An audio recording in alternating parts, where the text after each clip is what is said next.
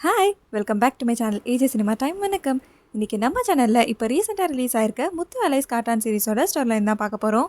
இந்த சீரீஸில் crime, thriller, investigation, காமெடின்னு எல்லாமே கலந்துருக்கு. இந்த சீரீஸோட ஸ்டார்டிங்கில் போலீஸ்க்கு ஒருத்தரோட தலை மட்டும் கிடைக்கும். அது யாரோட தரல, அவரை யார் கொலை பண்ணா, அந்த தலையோட பாடி எங்கே, இதெல்லாம் போலீஸ் தேடி கண்டுபிடிக்கிறது தான் இந்த சீரீஸோட கதை. சீரீஸ் ஸ்டார்ட் ஆகுறப்போ ஒரு ரிமோட் வில்லேஜ் காட்டுறாங்க. அங்கே இருக்க போலீஸ் ஸ்டேஷனில் 3 வருஷமாக எந்த கேஸும் வராததுனால அந்த ஸ்டேஷனை க்ளோஸ் பண்ணிவிட்டு அங்கே இருக்க எல்லாரையும் டவுனுக்கு வந்து ஒர்க் பண்ண சொல்லி ஆர்டர் வந்திருக்கும். அந்த ஸ்டேஷனில் ஒர்க் பண்ணுறது 3 பேர். காளை பாண்டியன், சித்தார்த்தன், தங்கமுடி. காளை பாண்டியன் பரம்பரையாக ஆடு வளர்க்குறது தான் அவங்க வேலை. ஆனால் இவருக்கு போலீஸ் ஆகணும்னு ஆசைப்பட்டு இப்போ போலீஸும் ஆயிருப்பார். அப்படியே 5000 ஆடுகளையும் வளர்த்துட்டும் இருப்பார். அதையெல்லாம் மெயின்டைன் பண்ணுறது அவரோட அம்மா தான். இவரோட அம்மாக்கும் ஒய்ஃப்க்கும் சுத்தமாக செட் ஆகாது. அடிக்கடி சண்டை போட்டுகிட்டே இருப்பாங்க. ஒரு நாள் இவரோட ஆட்டை காட்டு பக்கம் மேய்க்க போன ஒரு பையன் பாறை மேலே வெட்டுப்பட்டு தலை மட்டும் தனியாக இருக்கிறத பார்த்துருப்பான். அவன் காளை பாண்டியனுக்கு கால் பண்ணி இன்ஃபார்மும் பண்ணியிருப்பான். அந்த தலை இருந்தது அந்த ஊரோட மைல்கல் பக்கத்தில்.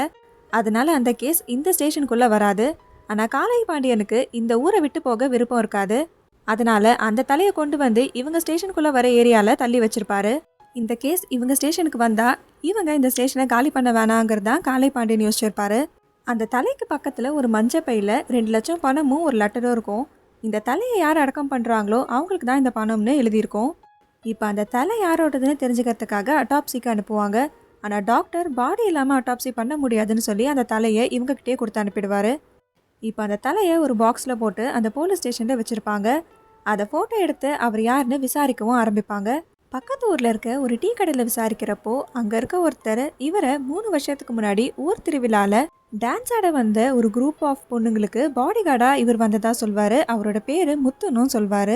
காளை பாண்டியன் அவர் ஒய்ஃபோட ஒரு கடைக்கு சாப்பிட போனப்போ அந்த ஃபோட்டோவை காட்டி அந்த கடையோட ஓனர்கிட்ட விசாரிச்சா இவர் தான் அவரோட பெரிய முதலாளின்னு சொல்வார்.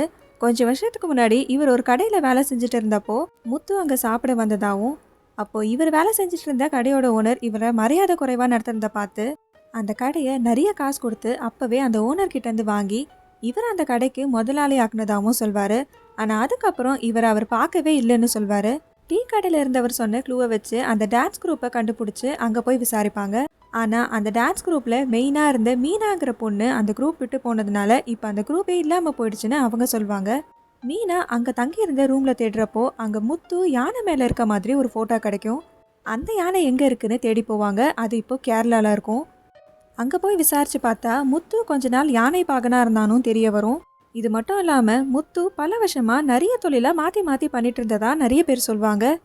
கொஞ்சம் வருஷம் வாட்ச் மெக்கானிக்காகவும் அதுக்கப்புறம் ஆட்டு புழுக்க வியாபாரம், சேரிட்டி ட்ரஸ்ட் மேனேஜர்னு நிறைய வேலையை அவர் பண்ணியிருப்பார்.